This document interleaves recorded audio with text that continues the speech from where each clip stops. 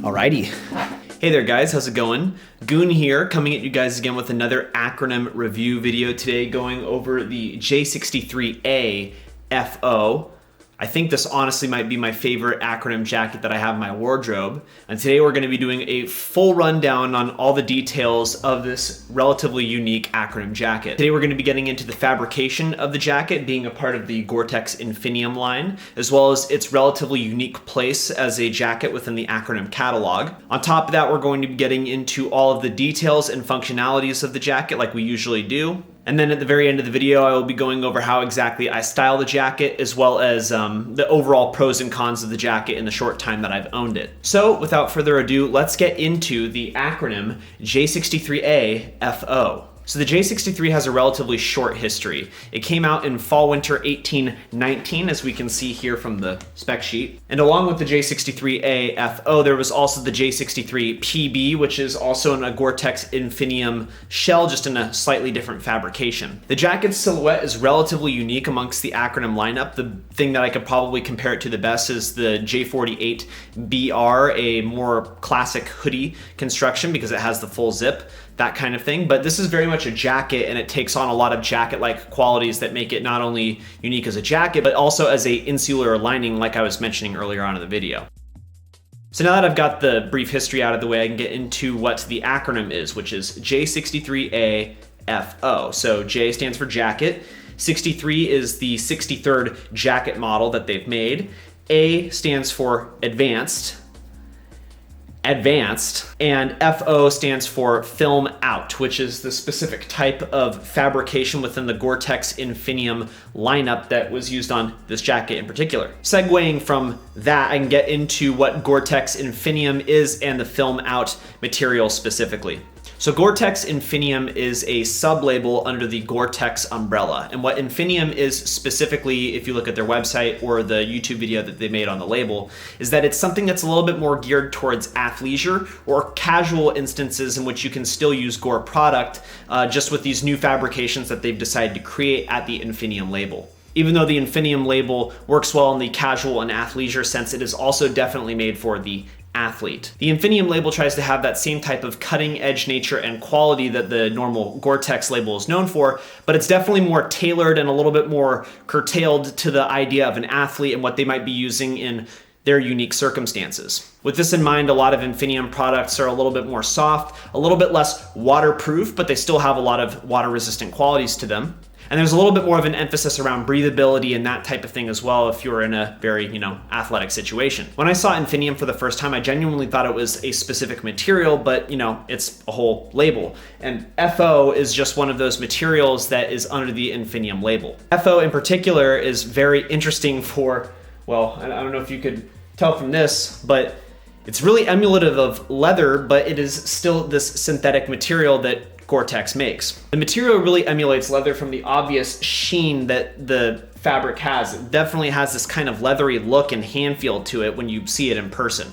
On top of that, however, though, it's still a 2-layer water-resistant shell, so it has beading properties and qualities that make it a lot more akin to, the typical Goretex product. The other upside to this really pliable material is that when it falls on the body, it looks super natural. It makes almost little to no noise, and because of the liner on the inside of the jacket, you don't necessarily feel like you're in this big shell thing. You are in a water-resistant jacket. It's very casual in a way. Film out, or FO, is its own specific materiality, but the J63 also came in something very similar, which is called PB, and that stands for this right here. I'm not even gonna try and pronounce that. And PB, funny enough, is even more leathery in feel and texture than FO here. FO definitely feels a little bit more cottony, whereas PB is pretty much leather. It feels very leathery, to me at least. With all this in mind, even though FO is this really awesome material in my eyes, it's seldomly used within the acronym lineup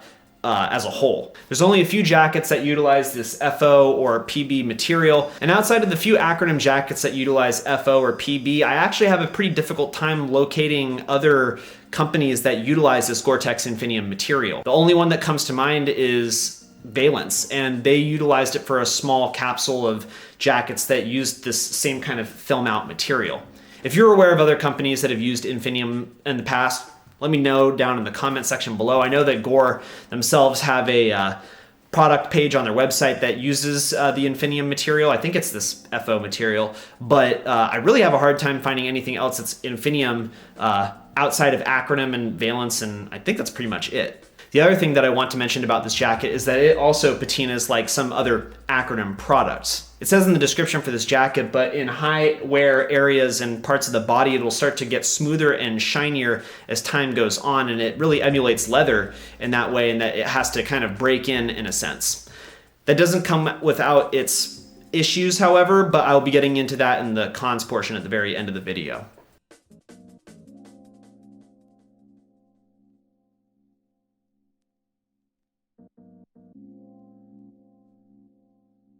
So now that I've got the fabrication of the jacket out of the way, I can get into the details of this jacket itself and what makes it super, super cool, going from the very top all the way down to the bottom. So at the very top of the jacket, I think we have one of the most identifiable features of the J63, which is this Scuba Hood that it has. The Scuba Hood has been used on other pieces in the Acronym catalog. If you've seen my J79, you would be familiar with this, but it's also been used on the J61 or the J48, as I've said in other videos. The Scuba Hood is this unique function in that you can zip it up from the bottom all the way to the top, and then you can give yourself face protection if you are in inclement conditions like rain, snow, or sleet, or what have you. While the system itself might seem a little bit clunky at first, Acronym has accounted for this and has bungees and other types of cords that are on the hood itself so that you can really get it tight around your eyes and kind of create these binoculars for yourself when you're looking out of the jacket while it's, zipped up over your face in this scuba format. On the back of the hood, you have one pull cord that kind of gets it tight around the head. This is the main one. And then you have two smaller cords that are on the inside of the hood itself that are also useful, but I don't tend to use them as much. I find this function to be awesome. I don't tend to use it in its full scuba format, but the other quality of this full zip hood is that you can kind of create a mock neck out of the hood itself by zipping it up a little bit further than your typical hoodie would be. And that makes it a really, really unique looking jacket in how it kind of creates a silhouette around your neck. And as an insular piece, and the fact that you might be layering this under other garments, it definitely creates a cool look when you have it all, formatted as such. With that in mind, I can get on to the next detail, which is the Auxzip function, which is on the back of the neck of the jacket. The first Auxzip function, that is. What you can see on the back of the neck is this small bit of zipper, which doesn't connect to anything. And what this actually does is that it zips into a bunch of other Acronym shells that are designated as Auxzip jackets that typically have the female function, the actual part with the zipper, so that you can put it into the other jacket. What this allows you to do is really be able to use this as an insulating piece and kind of create one cohesive unit because the garment is being zipped in. It operates as one unit, and it's really cool in that sense. There are a slew of Acronym jackets that are the shell counterparts to a insular piece. I'm not going to name all of them. I'll just have a few up here, but they're very cool jackets. And with this on the inside and how the neck works and the overall hood shape, it definitely kind of creates this cool cohesive unit, especially with the leather quality that this piece has. With that in mind, however, I definitely like to use this jacket as an insulator, but not necessarily with Auxzip pieces, even if they're from Acronym. There are plenty of times where I use this with my older J27, and that ends up looking really cool. How many times I've used it currently is few and far between because it's summer, but it will be really cool for the winter, and it still works in jackets that aren't, designated for an insulation piece. It's just that added bit of, quality and detail if it has that zipper in there. Funny enough as well, the Nike Lab ACG coat that I have actually has the female counterpart to this zipper as well, so I'm allowed to zipper this jacket into a Nike piece, which I feel is sacrilegious in a way, but it's there for me nonetheless, and you'll be seeing that in the fit portion of the video at the end. The Auxzip works in different ways as well, but we'll be getting into that as we go down the jacket. Because the hood goes hand in hand with the zipper, I should get into the zipper, which is a full two-way zipper, so you can get some layering action going on with that. It is a very heavy-duty YKK zipper, and it moves very, very smoothly. If we move just below the hood to the back of the jacket, we can see that there are 3 contact points for a jacket sling. If you've seen my other Acronym videos, you know what a jacket sling is. You can move on, but if you have not, the jacket sling is one of the coolest functions of an Acronym jacket. The way that the sling works is that it is a 3-point system connecting it to medial parts of the body and then up to the neck. If you want to doff the jacket, all you have to do is take it off, constrict it with this elasticated band, put it over your shoulder like a backpack, and then fasten it dynamically with the same elasticated band. What it allows you to do is be able to have this cape-looking thing on your back, which is your jacket, and you can put it on whenever you'd like. The way that this jacket sling works is amazing. I think it's one of Acronym's crowning achievements in that sense. And while there are other jackets and companies that have utilized a backpack sling, the way that this 3-point sling system works is, you know, it just kind of knocks them out of the water, whatever the term, whatever the cliche might be.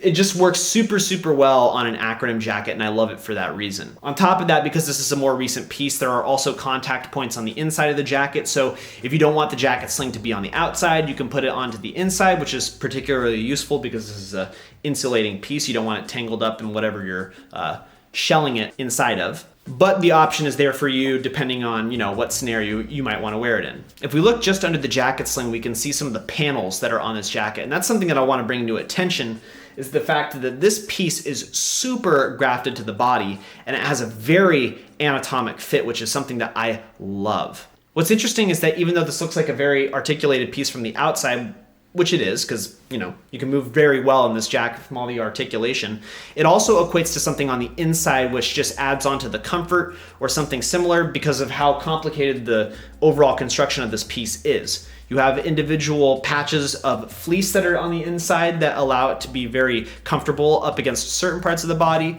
but then the sleeves have nylon, which is patched in a specific way, so you get that extra bit of, you know, warm comfort on the sleeve areas. And it's very cool in that way, in that it has a wide variety of patches that not only make it look cool and easy to move in from the outside, but have comfort on the inside as well. And it's so detail rich in that sense that it's something that I drool over. In terms of these panels, I mean, if we look under the armpits, we see these articulated panels that allow for a wide range of motion in the arms. If we look at the sleeves, we can see that there are a couple of stitches in the elbows so that you get a wide range of motion there. And then on the back of the jacket, you have these 3 different panels that make it look like it's very anatomical, grafted to the body. It parallels your shoulder blades, that type of thing. A very, you know, cool look. The side panels of the bodies are utilized for the pockets. It's just a full package, and that's what I love about the jacket. We'll get into more of this articulation as we move down the jacket. The thing that makes this an advanced model and something that separates it from its non-advanced counterpart is the fact that it has this slew of pockets that are 3-dimensional and on the direct front of the chest. You have 3 large 3-dimensional pockets that are on the front of the chest, 2 of which are the larger ones, and they're accessible with your opposite arm going to the equivalent pocket. But then you also have one that's asymmetrical and it's on the left side that is accessible with your left arm. And it's a little bit smaller. It's made for something a little bit more compact, but it's useful nonetheless. And I typically put my quarantine mask in that pocket. The pockets work really well, and this is the part of the jacket that I think a lot of people are nervous about because these are the parts that feel the most papery thin in terms of the whole jacket, but having put keys and other relatively sharp items into this material itself, while still being careful, I can tell you that there has been no issues with the pockets so far, and it works really well for me for carrying a wide variety of things. What makes the zippers cool as well is that they have a hallmark Acronym detail and that they are concealed kind of behind a flap, so if you decide to leave the pocket open, stuff has a relatively hard time coming out. So it works well as like a sort of open pocket that you can drop stuff into, but you don't have that sort of fear that something is just gonna fly out in a majority of the situations that you're in. This is particularly useful because as an insular jacket, this might be a pocket that you're going to relatively frequently inside of your shell, and if it's open like a inside coat pocket would be, it makes it a little bit more akin to something like a more classic inside coat pocket. Moving down from the pockets on the chest, we have the 2 hand pockets, which are Acronym unique in a sense. What I mean by this is that while the pockets still go to the front in a classic sense, they also go backwards as well, revealing a really large voluminous carrying area that rests on either side of the body. It just means you have two relatively large pockets that rest on either side of the body that are accessible from these hand pockets. I find this particularly useful if I'm using it with a wallet or something similar that's of a relatively large size. I can keep it in there and have my hands still be unimpeded at the front of my body, but I've got something that rests along the side of my body and, doesn't take up that much space, doesn't look that bulbous, that kind of thing. I really like it for that reason. Still on the subject of pockets, if we look on the inside of the jacket also has two holster pockets that rest on either side of the body. Similar to how the front three-dimensional chest pockets work in that you have to use the opposite arm to access either pocket, these internal chest pockets kind of take it up a notch in a sense by being under each armpit of the jacket, and you can fit a small amount of things into these webbing-based pockets. The webbing that these pockets are comprised of is something that has been used across other Acronym jackets when a webbing is needed, particularly on J1s, that kind of thing. But these are just constructed into the shape of a pocket with a zipper on it so that you can put small-ish stuff into them and kind of keep them out of the way when the other pockets are in use. I typically like to use these pockets for things like my keys or something like an AirPod case, something that I kind of just want to keep out of the main pockets, something that I'm not going to as frequently as what might be in the other pockets, and it works well in this sense. There are times where it can feel a little bit bulbous up against the chest, but it's a minor qualm. There's really nothing to worry about. Finally, as we move from the internal pockets down to the hems, we can see the last few details on the jacket. The first thing being this thin elasticated band, which is the hem of the jacket. This thin band is relatively unique in how it creates this cool cropped effect when the jacket is done up in its most typical sense, but because this is a two-way zip jacket, if you decide to put the bottom zip up to your chest or wherever you'd like, you get a cool layering effect as well. And the elasticated band creates this cool sort of framework for how your t-shirt underneath will layer or however you might want to silhouette it. I like keeping the jacket completely zipped up when I'm wearing a more high-waisted pair of pants with a straighter cut, because then that creates really defined, cool-looking proportions, as we will see in the styling portion. But then if I want to have a little bit more of a baggy fit, something that has a bit more emphasis around layering, that type of thing, I can utilize the two-way zipper, and the hem tends to be less constricted accordingly, and I get a cool look because of that. Finally, the last detail on the jacket overall, and one of the most identifiable things of the J63A, are the thumb hole cuffs that are on the jacket, allowing you to have a gloved hand while you wear the jacket. These gloved cuffs are really unique in that there's a lot of different panels on the cuff itself, so you have different parts of the cuff that are comfortable up against certain parts of your hand, and there's also certain parts of the paneling that work well with the Auxzip function, that kind of thing. It's really unique to look at when you're actually wearing the jacket itself. There are bits of nylon, there are bits of the typical film out material, there's an under portion that has a nice textured fleece on the inside to keep your hand warm. It's really unique in a lot of ways. The buttons on these cuffs are the second part of the Auxzip functionality. If you have the proper shell to put this jacket inside of, there are little loops that rest just inside the gravity pockets or just inside the sleeves of a majority of the shells that will have this function.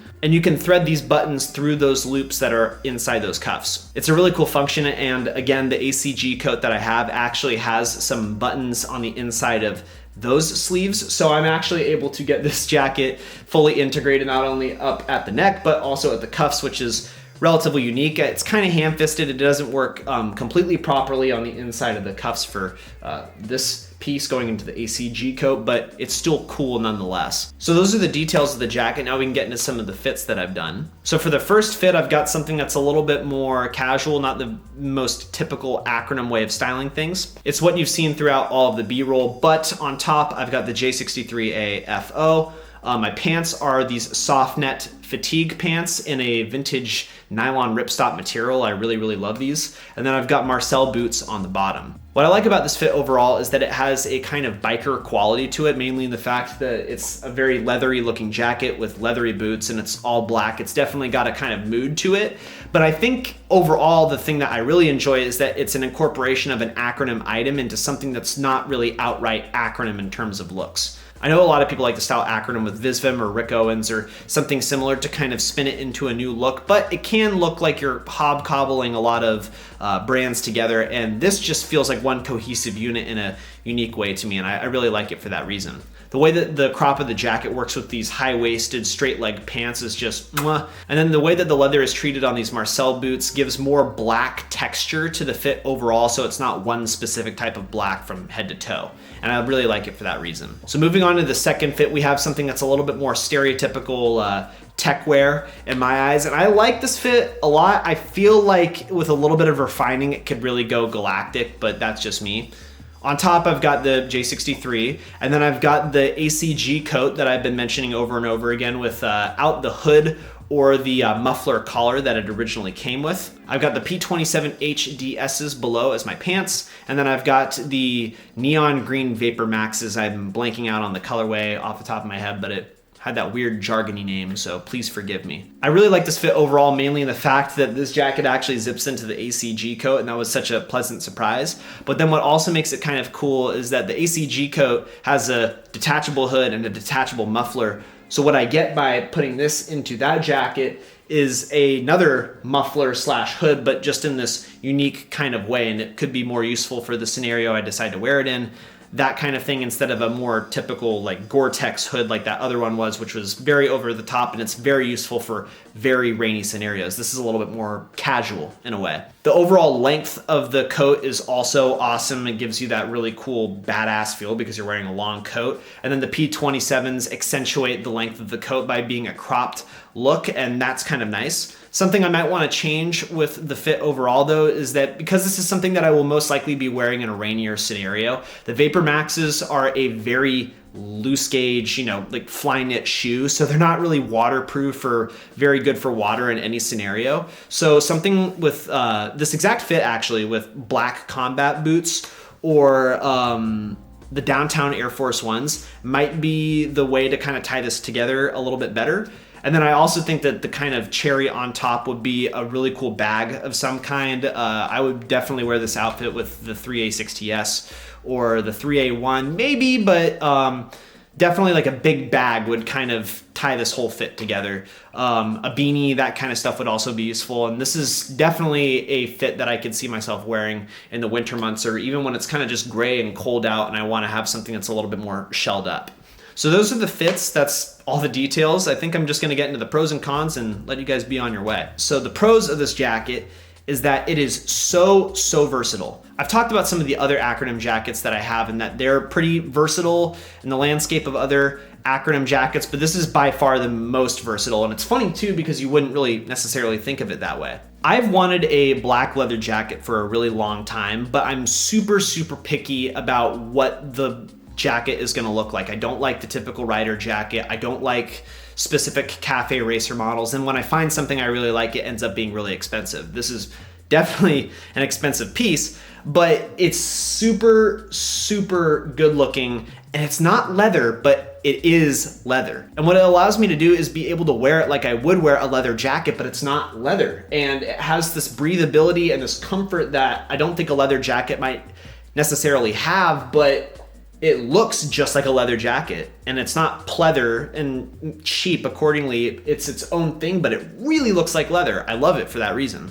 The water resistance that this fabric actually has is kind of impressive for what it is, and in the climate that I typically like to live in, this is perfect for a majority of the rainy situations that I find myself in. And if I need to get that extra little bit of oomph with water resistance, I can just throw another shell on over this. And not only does it look cooler, but it also gets that extra layer of water resistance because I'm putting a better shell on top of something that already acts as a decent shell as is. So water will have a super hard time of getting in through two full Gore-Tex jackets. This material is surprisingly breathable, which is weird because it has this kind of leathery quality to it, and Gore-Tex is not known for its breathability, but because this is a two-layer fabric, it actually is very breathable, and I love it for that reason. I can go for a walk wearing this thing and feel completely okay, and I can also wear it in a lot of situations where I want to stay warm, and the fleece that's on the inside is just perfect for that scenario. In terms of some cons, there's only a couple. The first thing that I can think of is that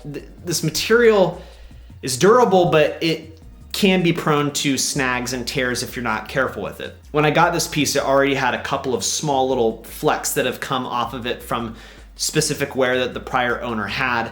And while it doesn't necessarily bug me, it's something that I'm gonna have to kind of be mindful of in the future. I just don't wanna, you know, run by a twig or something like that and have a bunch shredded off of it. I don't think that would happen, but it's something that I have to kind of be careful about. And also the front chest pockets are durable, yes, but you can definitely tell how thin this material is overall by just kind of, you know, pinching it in your hands. It's not super, super resilient in terms of material, but you know, it's really good for a lot of scenarios. The second con that I have, and it's not necessarily from the standpoint of myself personally, because this works really well into my ecosystem, but if you're somebody who is looking to buy an Acronym and you need that first item to kind of sell you on something, I don't think this would be it, and it's mainly in the fact that it is relatively detail bare compared to a lot of the other shells that you might be able to find. There's no mag tape on this jacket, there's no escape zip, there's no gravity pockets. It's bare in a lot of ways in which other Acronym jackets are kind of overly functional. That being said, you still have a lot of cool functions and pockets and that type of thing on this jacket with the holster pockets on the inside, the large